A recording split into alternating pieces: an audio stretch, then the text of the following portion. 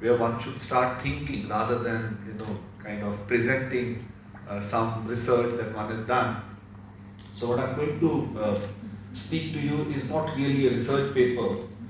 These are some of the points which are trying to, in some sense, what Professor Thorat was saying, extend some of the points that he's already made. A lot of what I have written on caste and in some sense has happened in collaboration with Professor Thorat under his, in some sense, guidance. As he suggested, I was with IITS for 2 years. It was a great learning experience. We also had a project on religions and development, and this was, in some sense, its location being IITS also made us raise questions of social justice, inclusion, and many other kind of critical issues which normally people don't raise about when we talk about religion. So, but at the same time, as Professor Thorat asked me to do, is to stretch the ideas that mostly economists have been talking about in India, intergroup inequalities. Sociologists, social anthropologists have also been doing research on it. In some sense, they started much before economists did, but we did not really start working on questions of justice and discrimination. This is something that comes to us actually from economists. I'll discuss this, how does it happen. However, when historians and anthropologists and political scientists, political philosophers begin to work on the theme, many other issues come up.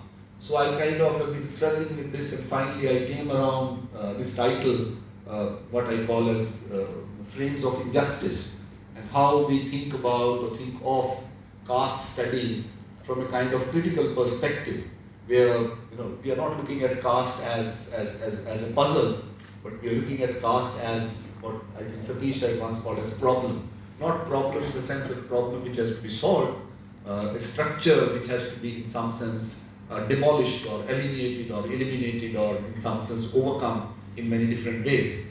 So I think there is a lot of work that has been done on caste, but apart from caste, there is also plenty of research which has been done comparatively. Say, for example, very, very high quality work that feminist scholarship has produced.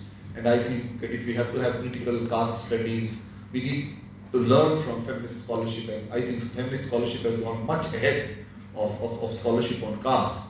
Likewise, we have critical race studies, and many other people have been working on aspects of discrimination which is group-based. And I think there is comparative literature available. I have not read all of it, I am not even aware of all of it, but I am aware of the fact that there is plenty of very high quality research which has been done in different parts of the world from which we can learn.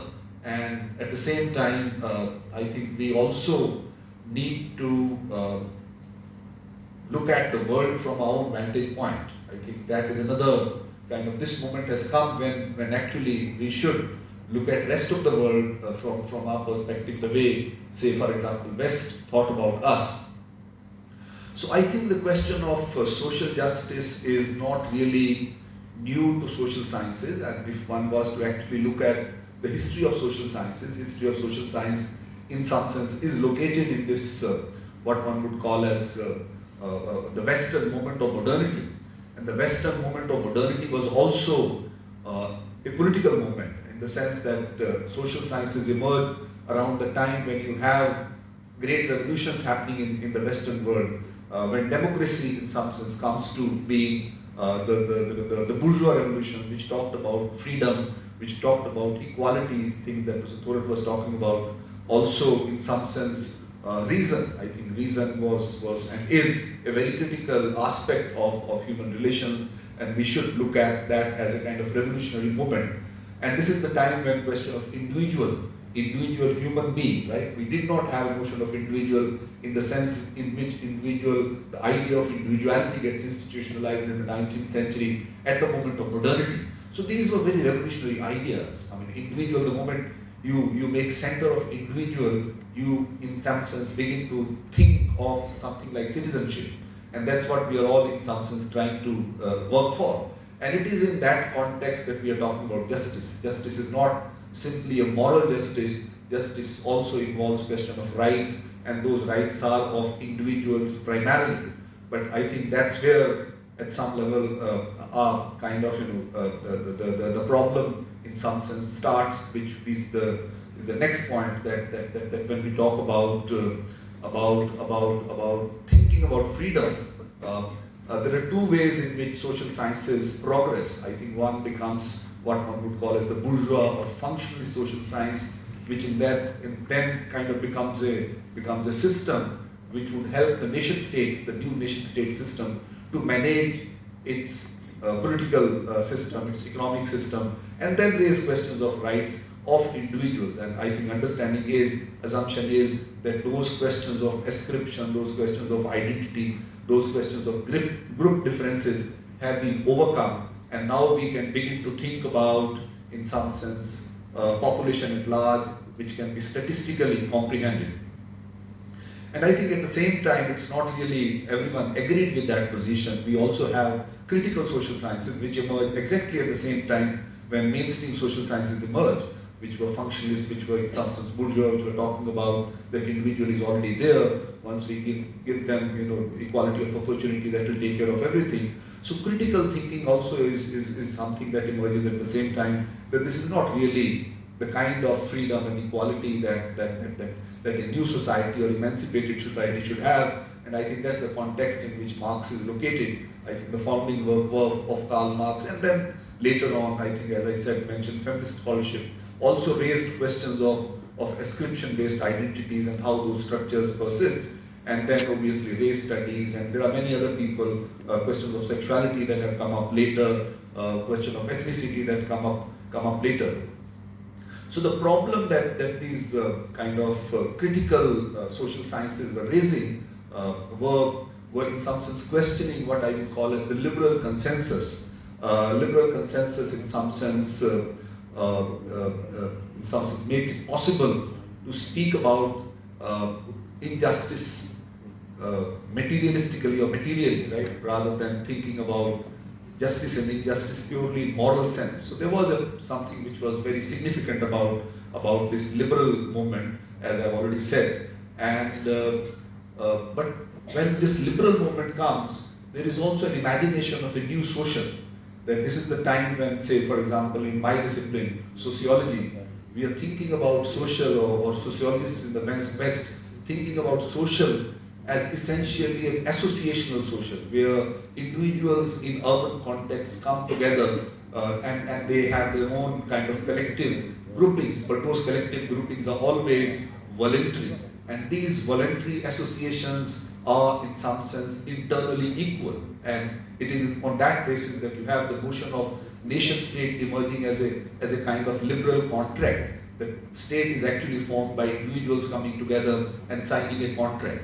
So in some sense, it erases the notion of ascription. It erases the fact that there are also identities. It erases the point that there is kind of collective grouping, which in some sense is not really in that sense based on equality.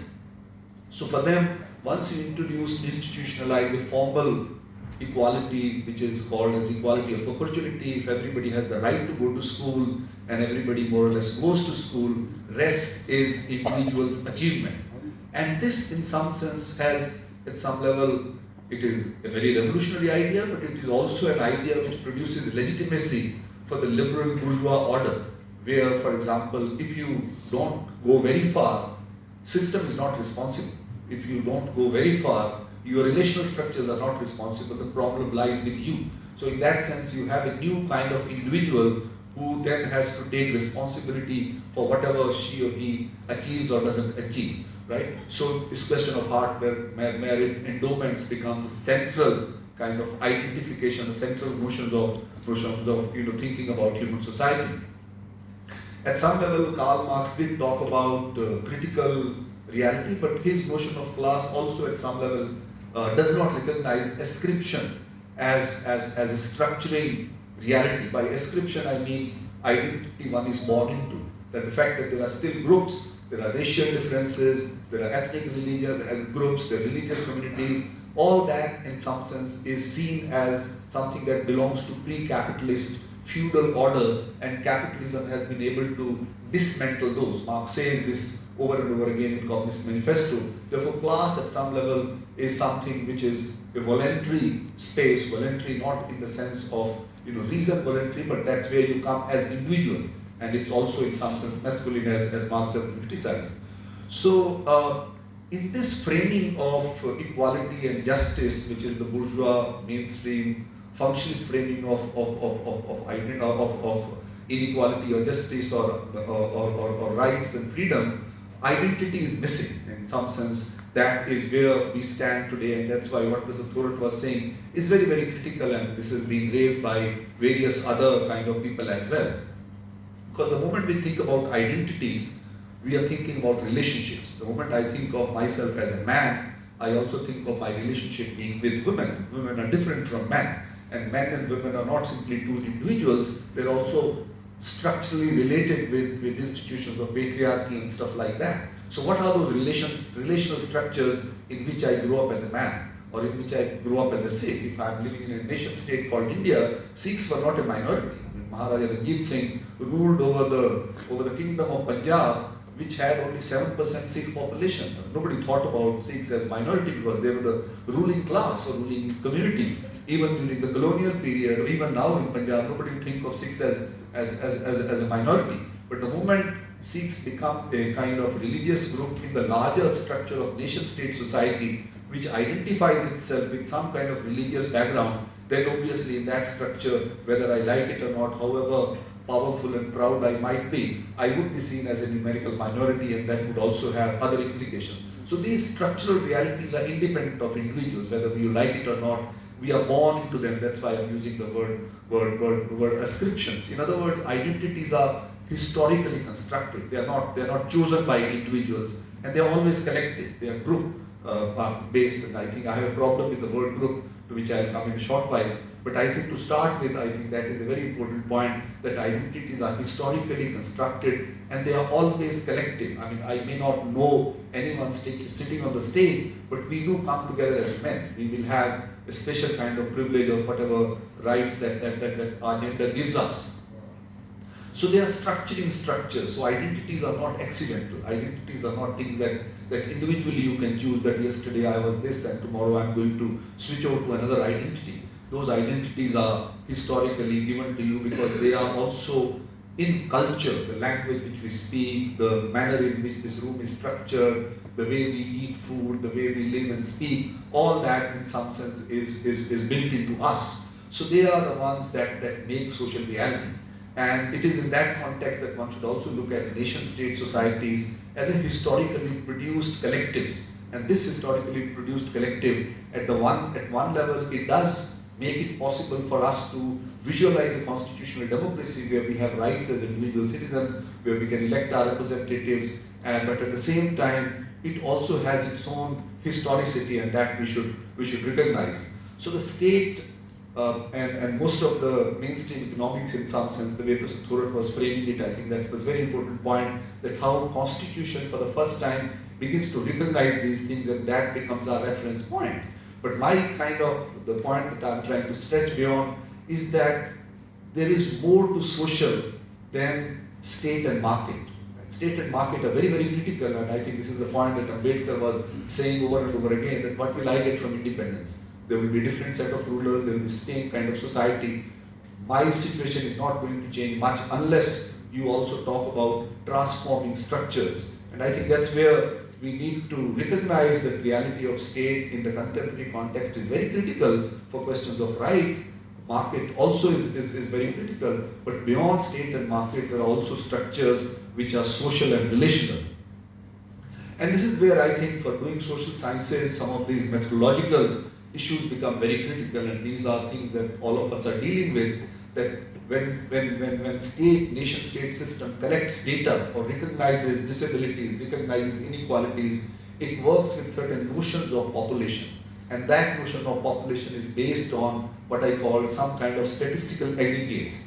And these statistical aggregates could emerge in two ways. The dominant way of collecting social sciences is to look at statistical aggregates in terms of individuals, right? Individuals having common attributes. Every individual is a citizen, so every individual is equally common or uncommon. So you think of individuals and households, and that's how poverty was calculated after independence in the Planning Commission. and that's the context in which Mr. Thorat was saying that now groups are recognized. When we think about poverty, we also think about identities, not initially. So I think there is this aggregates of individuals that then becomes a mode of knowing about inequalities by the state or even by the markets. But at the same time, even if you move from aggregates of individuals to aggregates of identities, like we have this category for scheduled castes or scheduled tribes, or we have now other backward classes. And does that solve the problem? In a sense, yes, it takes us one step forward. We are recognizing that there are identities, and aggregates of identities would also then imply a recognition or acknowledgement of those structures that produce those hierarchies and inequalities. However, relational structures are also qualitative in nature. They cannot be captured through data. They cannot be captured through statistical processes, and that's where I think some more thinking needs to be done. And in the last 5 to 10 minutes, I'll try to wind up on my own engagements with caste. This is a work that I've been doing for the last 20-25 years. A lot of it has been done in active collaboration with Mr. Thorat, and he's been kind of actively, not directly advising me, but giving me signals that this would work, this would not work. So I think there are different ways in which caste can be thought about. As I said earlier, most people, when they started doing social science of India, mostly colonial anthropologists or Orientalists or Indologists or Europeans, when they thought about India, they were very surprised by this reality called caste, even though it wasn't all that surprising. It was not something that they were not familiar with. The caste is actually there, but it's not our word. But they were struck by this kind of sharp inequalities, and they were curious, and that curiosity continues. The moment they think about India, they think about caste, and then they'll ask you, what is this thing called caste, right? So, and they can never understand that we can recognize that this person is not a Dalit, that person looks like a Swarna or stuff like that. How can you do that? I mean, those are the questions that foreigners will invariably ask. But I think there has been significant advances made in what one would call as critical studies of caste, and I think some of those individuals who have made that point, so Thorat is I think one of them whose work in some level needs to be also engaged in very systematically. So Gopal Guru has I think opened up many new kind of questions of philosophy and politics which need to be taken much more seriously. Scholars like Gail Longmit, and there are many others. I'm just kind of putting 3 names. Before that, also in the Western Academy, people like Bernard Cohn, and even in India, lots of people have been raising these questions, and they are in some sense trying to say that what we have is not really enough. So in some sense, this we need to kind of stretch it further. So I think the kind of work that Mr. Thorat popularized is economics of discrimination. I mean, very surprisingly, the word discrimination comes to social sciences from economics, not from sociology and anthropology, which was studying caste for many decades, and we have plenty of literature and theories of caste. Nobody talks about discrimination. They talk about discrimination, not that they don't talk about discrimination when they're criticizing Louis Vuitton or when we are commenting on Orientalism. Not that the narrative is not there, but when you look at the theoretical formulations, there is no centrality of the idea of discrimination. My own problem is that economics of discrimination is limited by its methodology, in the sense that it is mostly data driven. And since it is mostly data driven, it takes categories for granted. For example, the category scheduled caste or the category scheduled tribe. And I've seen some economists preparing their tables, they'll say SC/ST. Now, SC is not a caste, right? SC/ST certainly has nothing to do with each other. These are totally different kind of, if one was to talk about groups as ascriptions, as identities, SCs are, Thorat has counted, I think 3,000 or something in India. Right? Each state has minimum of 20 to 30, 40, 50, 60, 70 communities listed as scheduled caste. So scheduled caste is an administrative construct. And this administrative construct is useful, but it doesn't take us very far when we are actually looking at relational structures. When relational structures come, then the question of Chamar and Valmiki becomes as significant, or sometimes even more significant than the question of Brahmin and Dalit would become. So I think we need to, at some level, raise those questions if we have to extend this field called critical caste studies, and I'll come to that point in a short while. Likewise, the Western political philosophy has given us some very interesting kind of ideas in recent times, but they are also limited, because, as I was saying, that we need to look at the world from our own experience. They are looking at us from their own experience. For example, this whole new kind of question of recognition, that recognition is a very important process in institutionalizing justice. Recognition beyond distribution. The distribution is not enough. But recognition is also a problem. When we think about caste, do we just need to be recognized? I mean, substantive recognition of identities could also reify them, right? In some sense, it could also become very oppressive structures. We don't want communities to themselves become authoritarian. Communities tend to be patriarchal in nature, and if it is a communitarian recognition that yes, Dalits exist, and Dalits are a community and they are recognized, but Dalits don't want to be recognized. Right? Dalitness also needs to be dissolved. Dalit needs to be annihilated. So this is a different kind of reality, which the moment you use the word Dalit, it invokes a hierarchical structure. Right? So I've been kind of personally, I'll come to it again later, when I talk to Punjabi Dalits in my field work in Punjab, many of them start fighting with me. Why the hell, how the hell do you call me Dalit? I'm a Sikh and I'm a Sher. How dare you call me? Kashiram has written on it that the word Dalit is not a good enough word. So again, if you kind of were to also recognize caste communities as jatis, they could also become communitarian traps. And those communitarian traps have their own problems. And I think I'm fine, yeah. So those communitarian traps have their own problems. So we are not talking about horizontal recognition like, in Canada, you not only have English-speaking people or French-speaking people, you also have South Asians, and South Asians could have their own identities, and those identities are recognized, and they are equal. Or the way, for example, the Indian nationalists would talk about diversity. So that India is a flower pot where you have different colors. So diversity is not particularly a very good idea.